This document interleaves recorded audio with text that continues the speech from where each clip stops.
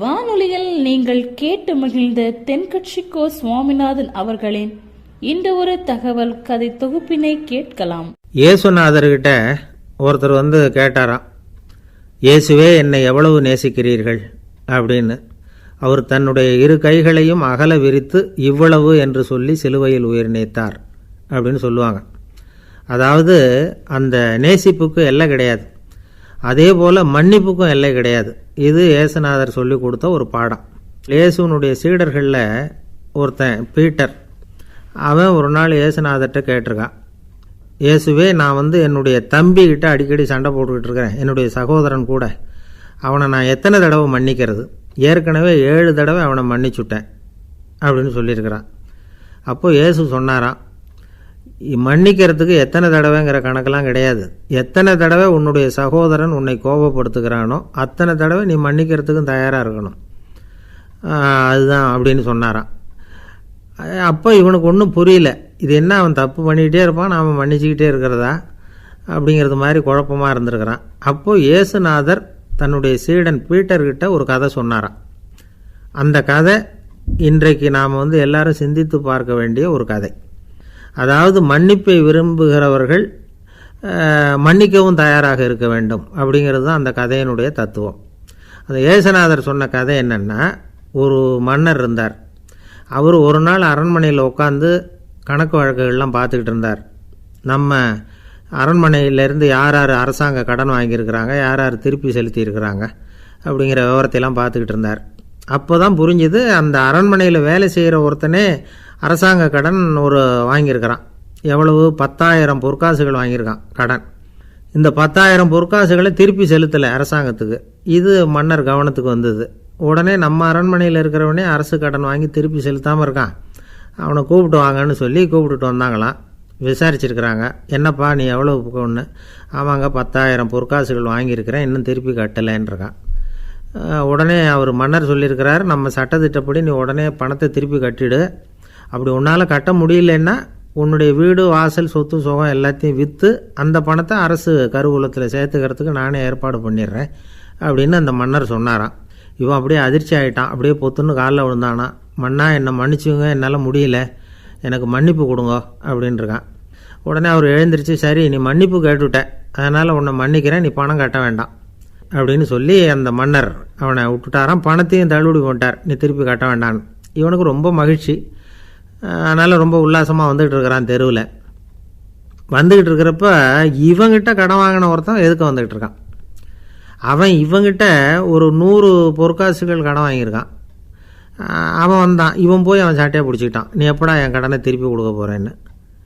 அவன் இப்போ முடியல, கொஞ்சம் பொறுத்துக்கா, அப்புறம் தரேன் இருக்கான். அதெல்லாம் முடியாது, நீ கொடுத்து தான் ஆகணும் அப்படின்னு இவன் புடிவமாக சொல்கிறான். இப்போ நிலைமையை பாருங்கள், இவன் ஏற்கனவே 10,000 பொற்காசுகள் அரசாங்கத்தில் கடன் வாங்கினா அதுக்கு மன்னிச்சு விட்டுட்டார் இவனை.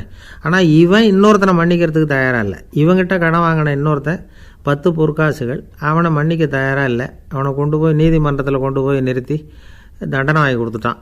நீதிபதி என்ன சொன்னார், அந்த இவன் வாங்கின பொற்காசுகளை திருப்பி கட்டுற வரைக்கும் ஜெயிலில் இருக்கணுங்கிறது தீர்ப்பு. ஆனால் உடனே அரசர் காதில் விழுந்தது.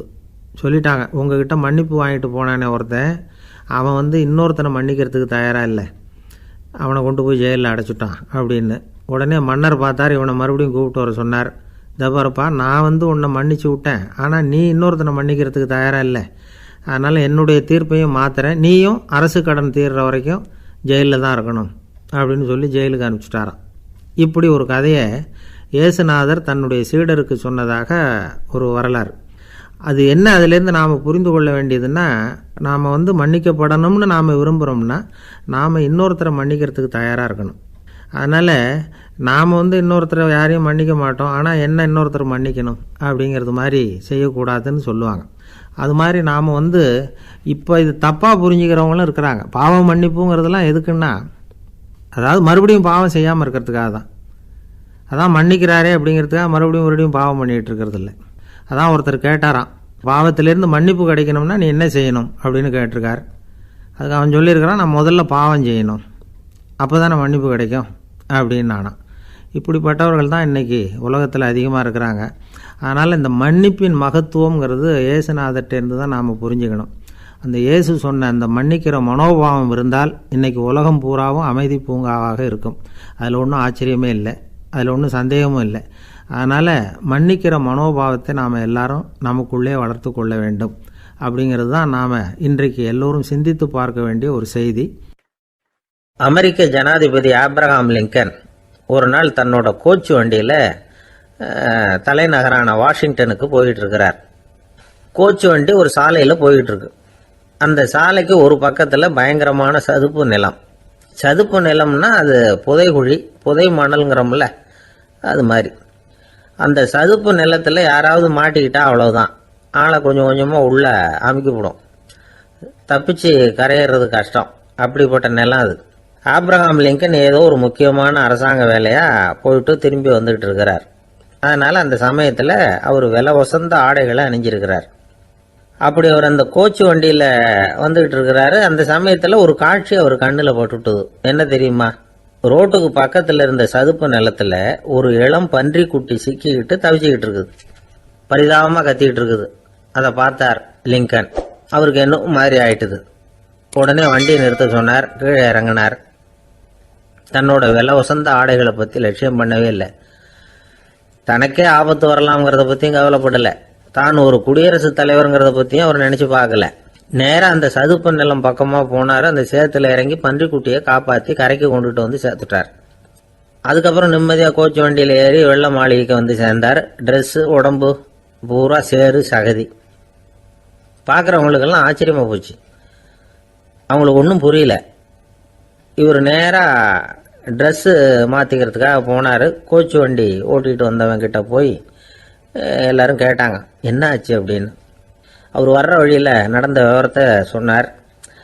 ஆப்ரஹாம் லிங்கனுடைய இந்த இறக்க குணத்தை எல்லாரும் பாராட்டினாங்களாம், புகழ்ந்தாங்களாம். ஆனால் இதுக்கு லிங்கன் என்ன பதில் சொன்னார் தெரியுமா?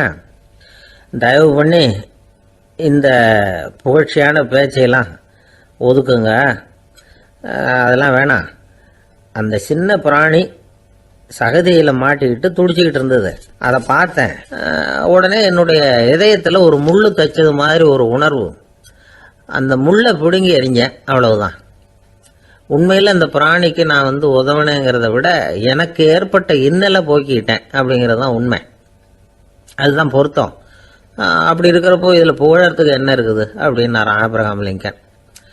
எவ்வளவு யதார்த்தமான வார்த்தைகள் பாருங்க. இந்த காலத்தில் நம்மளையும் பல பேர் அப்படி உண்டு. நீச்சல் தெரியாத ஒரு ஆள் தண்ணியில் இறங்கிட்டான். தண்ணி ஆழம்ங்கிறது அப்புறமா தான் தெரிஞ்சுது. தத்தளிக்க ஆரம்பிச்சுட்டான். வாழ்னு கத்துறான்.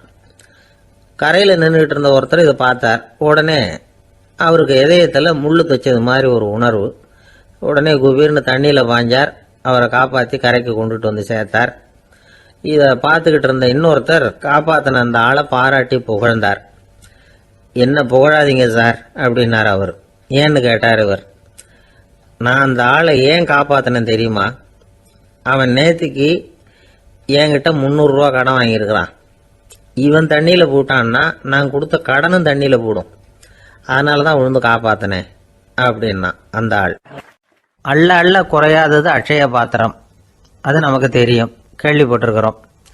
ஆனால் போட போட நிரம்பாத ஒரு பாத்திரம் உண்டு. அது என்ன தெரியுமா? நம்மளில் பல பேர்கிட்ட அந்த பாத்திரம் உண்டு. அதுதான் பேராசை அப்படிங்கிற பாத்திரம். அதை நிறைவு செய்யவே முடியாது. பேராசையை பற்றி சுஃபி இலக்கியத்தில் ஒரு பிரபலமான கதை உண்டாம். அதை ஒரு பெரியவர் எடுத்து சொல்லியிருக்கிறார். ஒரு மன்னர் நகர்வலம் போயிட்டு இருக்கார். ஒரு பிச்சைக்காரன் மன்னர் எதிரில் வரான். பிச்சை போடுவோங்கிறான். என்னுடைய அமைதியை கெடுக்காதே போங்கிறார் மன்னர். அவன் சிரிக்கிறான். அரசே, உங்களுடைய அமைதி கிடக்கூடிய நிலையில் இருந்தா அதுக்கு பேர் அமைதியே கிடையாது அப்படின்னு நானா. எதிரில் நிற்கிறது வெறும் பிச்சைக்காரன் இல்லை, யோகி அப்படிங்கிறத மன்னர் புரிஞ்சுக்கிட்டார். துறவியே, உங்களுக்கு என்ன வேணும்னாலும் கேளுங்க, கொடுக்குறேன்னாராம். அந்த துறவி மறுபடியும் சிரிக்கிறார்.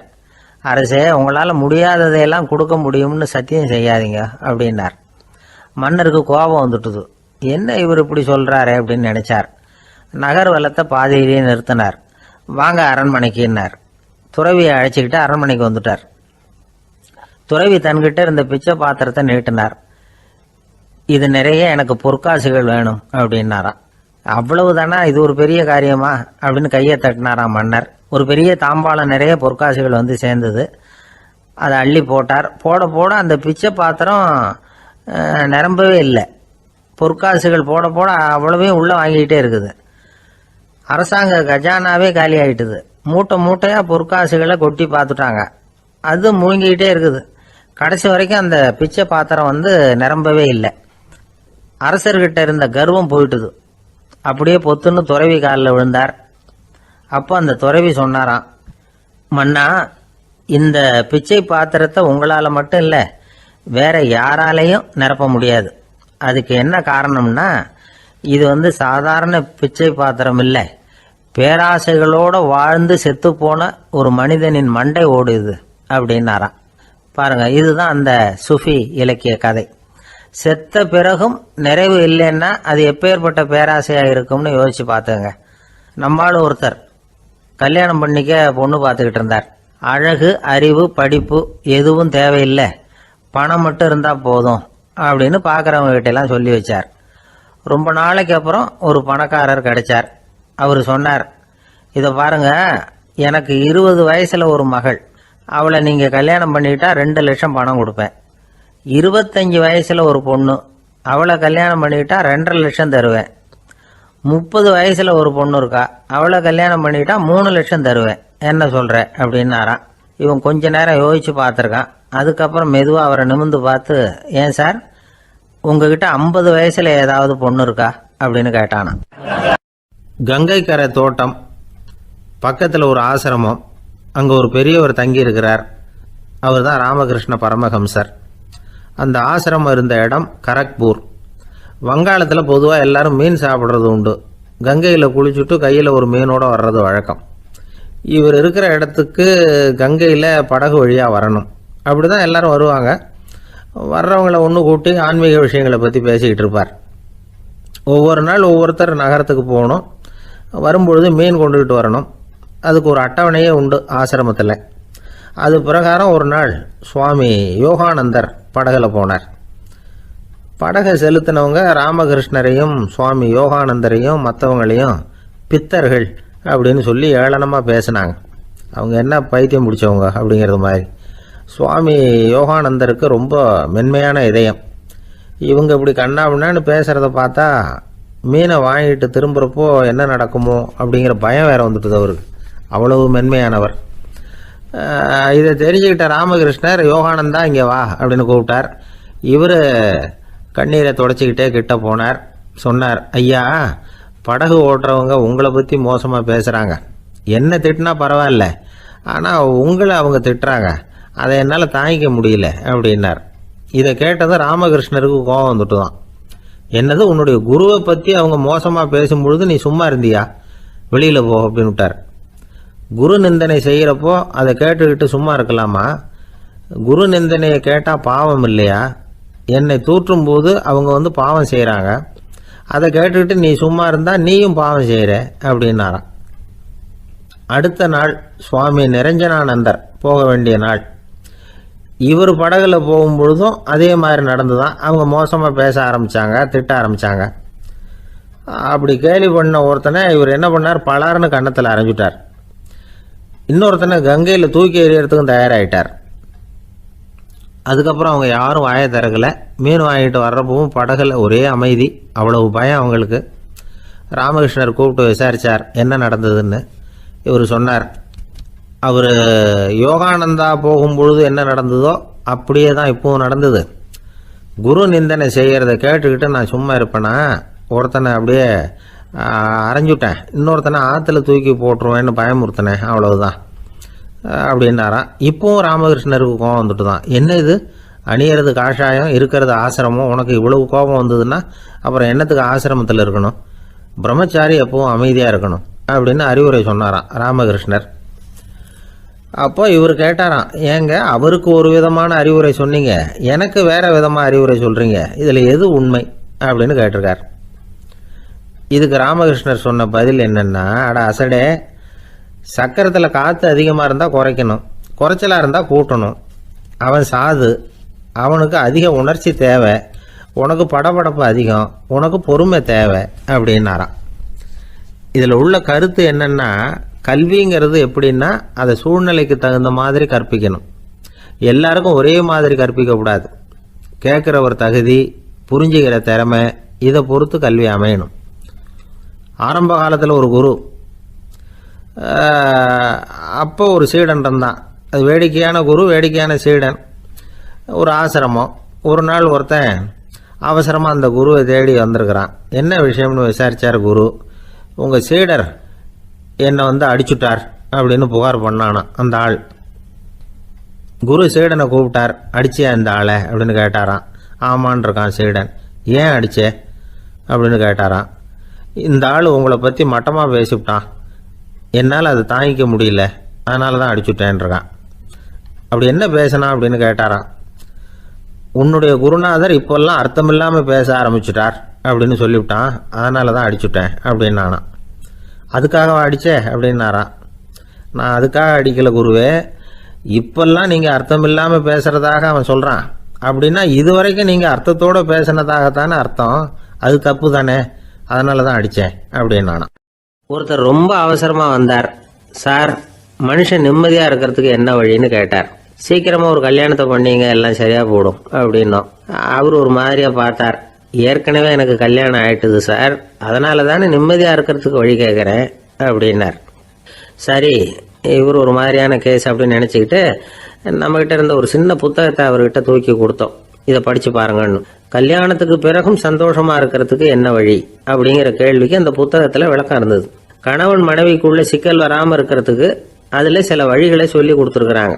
அதெல்லாம் என்னென்ன அப்படிங்கிறத இப்போ பார்க்கலாமா? குடும்பம்னு இருந்தால் கோபம் வரதான் செய்யும், அது வந்துட்டு போகட்டும் பரவாயில்ல. ஆனால் அந்த கோபம் ஒரே நேரத்தில் 2 பேருக்கும் வந்துடாமல் பார்த்துக்கணும். ஒரு சமயத்தில் யாராவது ஒருத்தர் தான் கோபப்படணும், அடுத்தவங்க அமைதியாக இருக்கணும். அதுக்கப்புறம் இவர் அமைதியான உடனே அவங்க ஆரம்பிச்சிக்கலாம். கோபமாக ஏதாவது சொன்னால் உடனே கோபமாக பதில் சொல்லக்கூடாது. கொஞ்சம் பொறுத்து கோபம் தீர்ந்த உடனே அந்த பதிலை சொல்லலாம். அப்போ பதில் கோபமாக இருந்தால் கூட அது அவ்வளோ பெருசாக தெரியாது. அற்ப விஷயத்துக்கெல்லாம் காய்ச்சி மூச்சுன்னு கத்திட்டு இருக்கக்கூடாது. உங்கள் 2 பேருக்குள்ள ஒரு தர்க்கம் ஆரம்பமாயிட்டுதுன்னு வச்சுக்கோங்க. கடுமையாக 2 பேரும் விவாதம் பண்ணுறீங்க. உங்களில் ஒருத்தர் இதில் ஜெயிக்கணும்னா அது நீங்களாக இருக்க வேணாம், அடுத்தவங்க ஜெயிக்கிறதுக்கு நீங்கள் துணையாக இருங்களேன். அப்படின்னா நீங்கள் கொஞ்சம் விட்டு கொடுக்கணும், அவ்வளவுதான். ஏதாவது குத்தம் சொல்லணுமா, செஞ்ச தப்பை சுட்டி காட்டணுமா, விமர்சனம் பண்ணணுமா, பண்ணுங்க, வேணான்னு சொல்லலை. ஆனால் சொன்னதை அப்படி சொல்கிறத கொஞ்சம் அன்பாக இதமாக சொல்லுங்கள். எப்போ நடந்த தவறுகளை எல்லாம் இப்போ போய் மறுபடியும் ஞாபகப்படுத்திகிட்டு இருக்க வேண்டாம். நான் அப்போவே சொன்னேன் இந்த புடவை வேணாம்னு, நீங்கள் தான் கேட்கல, இப்போ பாருங்கள் கிழிஞ்சு போச்சு இப்படின்னு கத்துனாங்க ஒரு அம்மா. எப்போ சொன்னீங்கன்னு கேட்டால் ஒரு 10 வருஷத்துக்கு முன்னாடி தீபாவளி சமயத்தில் அப்படிங்கிறாங்க. அது என்ன இன்னும் அப்படியே புதுசாகவே இருக்கும்? உங்களுக்கு அவர் தான் பெருசு, அவருக்கு நீங்கள் தான் பெருசு. அதை விட இந்த உலகத்தில் வேறு எதுவும் முக்கியம் இல்லைன்னு நினைக்கணும். நீ தான் என்னுடைய உலகம்னு எத்தனை தடவை சொல்லியிருப்பீங்க? அதெல்லாம் வெறும் வசனமாக போயிடக்கூடாது. ஏதாவது ஒரு பிரச்சனையை பற்றி கடுமையாக விவாதம் பண்ணிக்கிட்டு இருக்கீங்க, அதை அப்படியே பாதியில் விட்டுட்டு படுக்கைக்கு போயிடக்கூடாது. சொச்சத்தை நாளைக்கு பேசிக்கலாம்னு. அப்படி போனால் தூக்கம் வராது. பிரச்சனையை ஒரு முடிவு பண்ணிக்கிட்டு அதுக்கப்புறமா தூங்க போகணும். ஒரு நாளில் ஒரு தடவையாவது உங்கள் ஜோடியை பாராட்டி நல்ல விதமாக கனிவாக ஒரு வார்த்தை சொல்லணும் அப்படின்னு தீர்மானம் பண்ணீங்க. ஏதாவது தப்பு பண்ணிவிட்டீங்கன்னா பரவாயில்ல, அதை ஒத்துக்கிறதுக்கும் மன்னிப்பு கேட்கறதுக்கும் தயாராக இருக்கணும். அது ஒன்றும் கேவலம் கிடையாது. வீட்டுக்குள்ளே தானே கேட்க போகிறீங்க, வெளியில் யாருக்கு தெரிய போதும்? எப்படியோ உங்களுக்குள்ள ஒரு சமரசம் ஆனால் சார் தான். ஒரு தகராறுன்னு எடுத்துக்கிட்டா குறைஞ்சபட்சம் அதுக்கு 2 பேர் தேவை. தனியாகவே உட்காந்துக்கிட்டு நான் இப்போ தகராறு பண்ணிகிட்டு இருக்கிறேன் அப்படின்னு யாரும் சொல்ல முடியாது. 2 பேர் தகராறு பண்ணுறாங்கன்னா பொதுவாக அந்த 2 பேரில் யார் அதிகமாக பேசுகிறாங்களோ அவங்க பேரில் தான் தப்பு இருக்கும். அதை மனசில் வச்சுக்கணும். இதெல்லாம் தான் அந்த புத்தகத்தில் போட்டிருக்கிற வழிமுறைகள். இவ்வளவும் சரியாக வரலைன்னா அப்புறமா சொல்லுங்கள், வேறு புத்தகம் ஏதாவது இருக்கான்னு தேடுவோம். ஒரு கணவன் தன்னுடைய மனைவியை அழைச்சிட்டு ஒரு மனோதத்துவ டாக்டர்கிட்ட வந்தாரா. டாக்டர், எங்களுக்கு கல்யாணம் ஆகி 30 வருஷ காலமாக நாங்கள் ஒரு விஷயத்தில் கூட ஒத்து போனதில்லை அப்படின்னு ஆரம்பித்தார். உடனே அந்த அம்மா குறுக்கிட்டு, அது 30 வருஷம் இல்லை 32 வருஷம் அப்படின்னாங்களாம். ஒரு பெரியவர் உட்கார்ந்துருக்கிறார். அவரை சுற்றி அவருடைய தோழர்கள் உட்கார்ந்துருக்கிறாங்க. ஏதோ ஒரு முக்கியமான செய்தியை அவர் அவங்களுக்கு சொல்லிகிட்டு இருக்கிறார். அவங்களும் ஆர்வமாக கேட்டுக்கிட்டு இருக்கிறாங்க. இந்த சமயத்தில் யாரோ ஒரு ஆள் வேகமாக அங்கே வர்றார். வர்ற வேகத்திலேயே எனக்கு ஏதாவது உதவி செய்யுங்க அப்படின்னு கேட்டுக்கிட்டே வர்றார். கேட்கறது உதவி, ஆனால் குரல் மிரட்டுறது மாதிரி இருக்குது, அதட்டி கேட்கறது மாதிரி இருக்குது. இதை கேட்டதும் அந்த பெரியவர் ஆத்திரப்படலை. ஆனால் அவரை சுற்றி இருந்தவங்க ஆத்திரப்பட்டாங்க. இதை பெரியவர் கவனிச்சார். கொஞ்சம் அமைதியாக இருங்கன்னார். வந்தவரை கூப்பிட்டார். அவருக்கு சில பொருள்களை கொடுத்தார். என்னங்க இப்போ உங்களுக்கு மகிழ்ச்சி தானே அப்படின்னார். ஆ அப்படின்னு அலட்சியமாக அவர் சொல்கிறார். நான் உங்களை நல்ல முறையில் நடத்தினேன்னா அப்படின்னு கேட்குறாரு அவர் மறுபடியும். அதெல்லாம் ஒன்றும் இல்லை அப்படின்னு சொல்லி அவர் சொல்லிகிட்டு இருக்கிறாரு. குரலில் கடுமை குறையில. சுற்றி இருந்தவங்களால இதை பொறுத்துக்க முடியல. கோபத்தோடு அவரை நோக்கி நெருங்க ஆரம்பித்தாங்க. பெரியவர் அவங்களையெல்லாம் தடுத்து நிறுத்தினார். வந்தவரை வாங்க என்னோட அப்படின்னு சொல்லி அழைச்சிட்டு போனார். வீட்டுக்கு போனார். அங்கே போனதும் இன்னும் சில பொருள்களை எடுத்து அவர்கிட்ட கொடுத்தார். இப்போ திருப்தி தானே, நான் உங்ககிட்ட நல்ல முறையில் நடந்துக்கிட்டேனா அப்படின்னார். அவர் முகம் இப்போ தான் கொஞ்சம் மலர்ந்தது. ரொம்ப நன்றி, இறைவன் உங்கள் குடும்பத்துக்கு எல்லா நன்மைகளையும் செய்வான் அப்படின்னு சொன்னார். இதே வார்த்தைகளை என்னுடைய தோழர்கள்கிட்டே சொல்லிட்டீங்கன்னா அவங்க கோபம் தணிஞ்சிரும், வர முடியுமான்னார். கண்டிப்பாக வர்றேன் அப்படின்னாரு. மறுநாள் காலையில் அந்த இடத்துக்கு வந்தார். அதே மாதிரி சொல்லிவிட்டு அவர் போயிட்டார். தோழர்கள்லாம் ரொம்ப வியப்போடு பெரியவரை பார்த்தாங்க. அந்த பெரியவர் தான் நபிகள் நாயகம். அவர் சொன்னார், ஒருத்தன் ரொம்ப ஆசையாக ஒரு ஒட்டகத்தை வளர்த்துக்கிட்டு வந்தான். ஒரு நாள் அந்த ஒட்டகம் கயத்தை அறுத்துக்கிட்டு ஓடி போயிட்டுது. அக்கம் பக்கத்தில் இருக்கிறவங்கெல்லாம் அந்த ஒட்டகத்தை பிடிக்கிறதுக்கு முயற்சி பண்ணாங்க. அதை துரத்திக்கிட்டு ஓடினாங்க. ஒட்டகம் தாறுமாறாக ஓட ஆரம்பிச்சுது. இந்த சமயத்தில் ஒட்டகத்தை வளர்த்தவன் அங்கே ஓடி வந்தான். நீங்கள் அதை ஒன்றும் செய்ய வேணாம், விட்டுருங்க. அதோட சுபாவம் எனக்கு நல்லா தெரியும். அதை சுலபமாக என்னோட வழிக்கு கொண்டுட்டு வந்துட முடியும். நான் பார்த்துக்கிறேன், விட்டுருங்கோ அப்படின்னா. எல்லாரும் விலைக்கு போயிட்டாங்க. இவன் என்ன செஞ்சான் தெரியுமா? கொஞ்சம் புல்லை கையில் எடுத்துக்கிட்டு அந்த ஒட்டகத்தை நெருங்கினான். அவ்வளவுதான். அது ஓடி இவன் காலடியில் உட்காந்துக்கிட்டது. செல்லமாக அதை அப்படியே தடவி கொடுத்தான். முதுகில் ஏறி உட்காந்துக்கிட்டான். அது பாட்டுக்கு சாதுவாக நடந்து போகுது.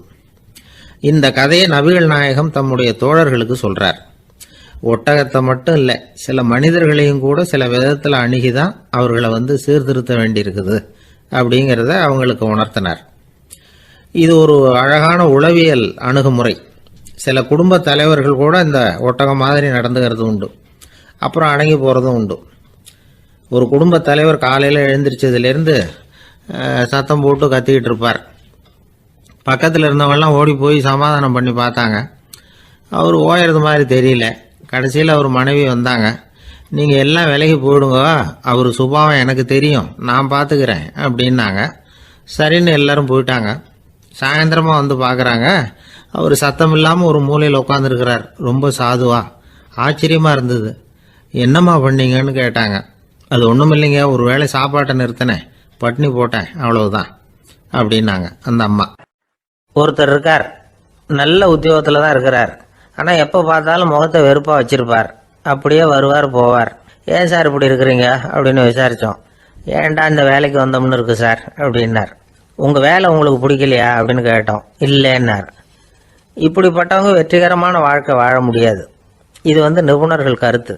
வேலையை நேசிக்க தெரிந்தவர்கள் வெற்றி பெறுவார்கள் அப்படிங்கிறாங்க அவங்க. எந்த துறையாக இருந்தாலும் சரி, அந்த துறையில் வெற்றிகரமாக இருக்கிறவங்கள விசாரித்து பாருங்கள். எனக்கு என்னுடைய வேலை ரொம்ப பிடிக்கும் அப்படின்னு சொல்கிறவங்களா தான் இருப்பாங்க.